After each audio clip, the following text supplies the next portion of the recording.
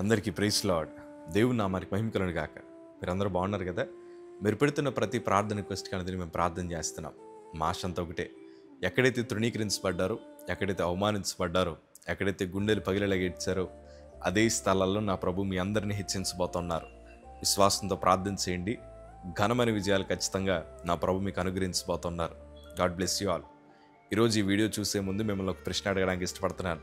మీలో గంట సేపు కంటే ఎవరైనా ఎక్కువ ప్రార్థన చేస్తుంటే కింద కమెంట్స్లో మెన్షన్ చేయండి. Thank you. God bless you all. ఈరోజు వీడియోలోకి వెళ్ళే ముందు ఒక చిన్న ప్రశ్న మిమ్మల్ని అడగడానికి ఆశపడుతున్నాను.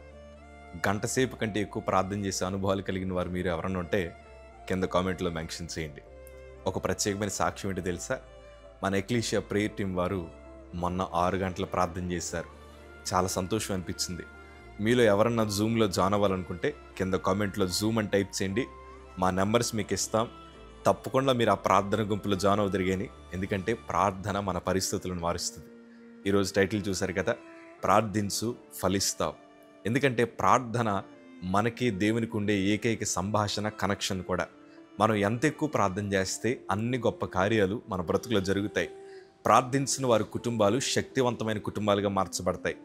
ఏ కుటుంబాలు అయితే మోకాళ్ళ ప్రార్థన అనుభవాలు కలిగి ఉంటారో వారి కుటుంబంలో ఏదైతే దురాత్మ, చీకటి, అంధకార శక్తుల ప్రభావం ఉందో పునాదులతో సహా బయటికి పడేయగలిగిన శక్తి కలిగిన కుటుంబాలుగా ఆ ప్రార్థన వారిని మారుస్తుంది. నేను అంటాను, ప్రార్థించిన వారి జీవితంలో విడుదల కలుగుతుంది. ప్రార్థించిన వారికి ఓడిపోయిన చోటే ఘనమైన విజయాలు కలుగుతుంది.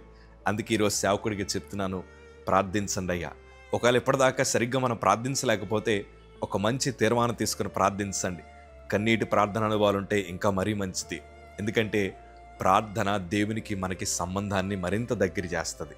దేవునికి దగ్గరైతే చాలు, ఆయన మనతో మాట్లాడడం ప్రారంభిస్తారు.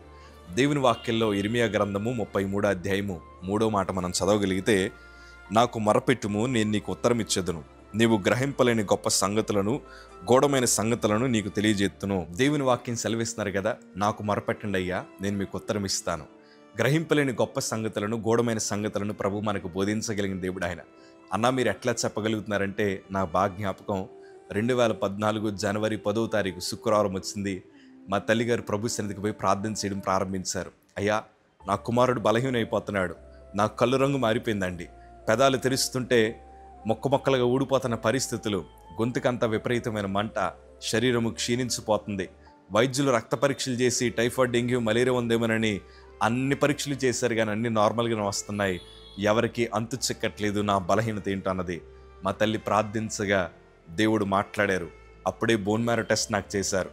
దేవుడు మనకి ఎన్నో సంగతులను బయలుపరుస్తూ ఉంటారు. ఎప్పుడైతే నాకు బ్లడ్ క్యాన్సర్ అని తెలిసిందో మా మార్గములను కూడా దేవుడే మార్చారు, మా గమ్యాలు కూడా దేవుడే మార్చారు.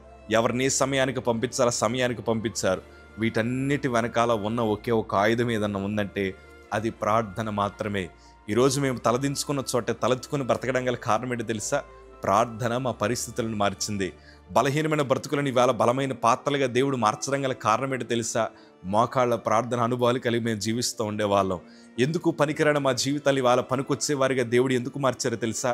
ప్రార్థన దాని వెనకాల ఉన్న ఒకే ఒక్క ఆయుధము. ఈరోజు నా 2 చేతులు జోడించి చెప్తానయ్యా, నువ్వు ఎన్నో ఓటముల మధ్యన ఉన్నావు కదా తల్లి, నువ్వు కృంగిపోయి నలిగిపోయి ఉన్నావు కదా, ఒక్కసారి ప్రార్థించు. నీ ప్రార్థన అనుభవాలను ఇంకా పెంచడానికి ప్రయత్నం చేయి. దేవుడు ఘనమైన కార్యాలు ఈ క్షణమే నా ప్రభు నీకు జరిగించబోతున్నారు.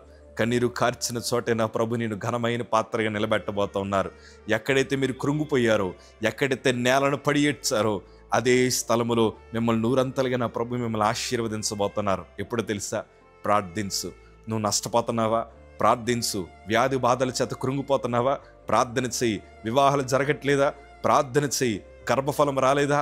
ప్రార్థన చెయ్యి. దేవుడు తన అభిషేకాన్ని నీ మీద కుమ్మరించబోతున్నాడు. ఎందుకంటే ఏలియా ప్రార్థించగా దేవుడు నూతన ద్వారాలు తెరిచారయ్యా. మోషే ప్రార్థించగా ఎర్ర సముద్రం 2 పాయలుగా చేశారయ్యా. హిజ్కియా ప్రార్థించగా మరణకరమైన వార్తను కొట్టివేసి ఆయుష్ను దేవుడు అనుగ్రహించారు. షడ్రక్, మేషక్, అబేద్నెగోలు ప్రార్థించగా దేవుడు వారిని నూతన సాధనాలుగా దేవుడు వాడుకున్నారయ్యా. ప్రార్థనలో అంత శక్తి ఉంది. ఈరోజు మీరు అట్టి సాక్ష్యాలు పొందాలని సేవకుడిగా నా ఆశ. మీరు ప్రార్థించండి. ప్రార్థన అన్నాడు విడిచిపెట్టద్దు. God bless you all.